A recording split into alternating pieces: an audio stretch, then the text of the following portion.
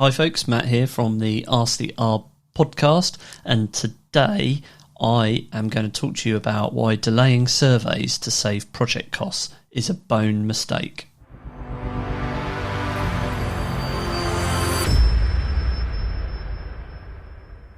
Hi folks, so I was hoping to get my lead consultant Peter in for this one, but he's out on site today, busy. So today I want to talk to you about why delaying surveys to save project costs is a idiot mistake. This is a lot more common than you would think, and I get it, particularly if you're working to a tight budget. If you are listening to this and you are a homeowner, then perhaps only 70% of this is applicable to you, but we'll hit it anyway and see where we go with it. So essentially, you might find yourself in a position where your architect or planning consultant suggests delaying the suite of surveys that your local planning authority would normally ask for, just to see what they say. Now, what that leads to is quite often it leads to a planning submission that is not up to scratch. And it can also lead to planning conditions that are overly onerous to discharge, or worse, an unvalidated or an invalid application.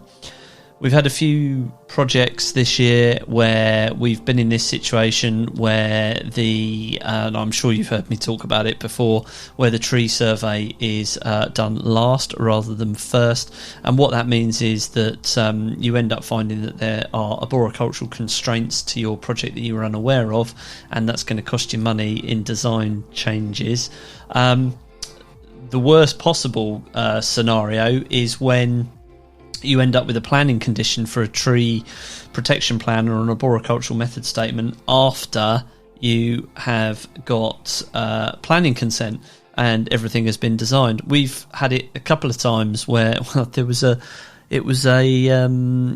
brownfield site actually, and they were demolishing the sheds that were on that site, and then they were going to build up to the right up to the boundary line. And just outside the boundary line was a linear feature of off-site trees. I don't think they were particularly high quality, but they did have some amenity and landscape value from a local authority perspective. So the planning application sailed through. It complied with all the other local authority policies, but they ended up with a planning condition for a tree protection plan and arboricultural method statement. Now, the issue was that when we collected the tree data and compared it with the proposals, they were building right up to the boundary line of the property, but nobody considered the trees. So, and in some cases, there were windows directly opposite the stems of the trees. So the project was completely unbuildable. The condition was worthless. It could not be built with those trees retained. So either they had to go and see the neighbour, which I think they did in the end, and have a look at tree removal and replanting, or the building was going to have to be altered and they would have had to gone back to planning.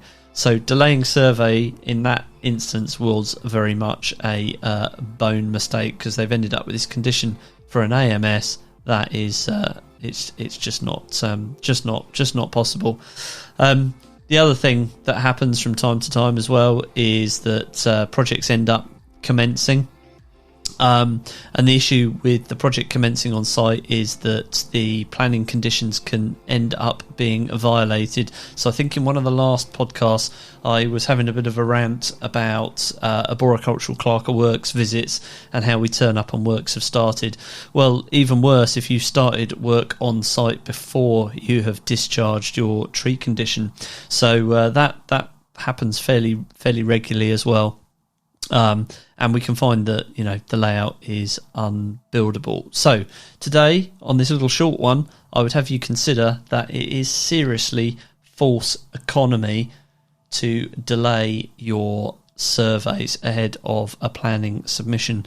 At the very least, you should get a feasibility study carried out, which can be desktop in many instances. Get professional advice on ecology, arboriculture, site investigation work, highways. Get all of that done early on before you submit. It really does all tie together quite nicely.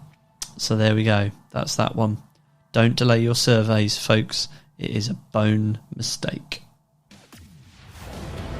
You've been listening to Ask the ARB. Your host was Matt Harmsworth. To get your planning back on track, the next logical step is to go to www.go-roavr.co.uk right now and get your instant quote today.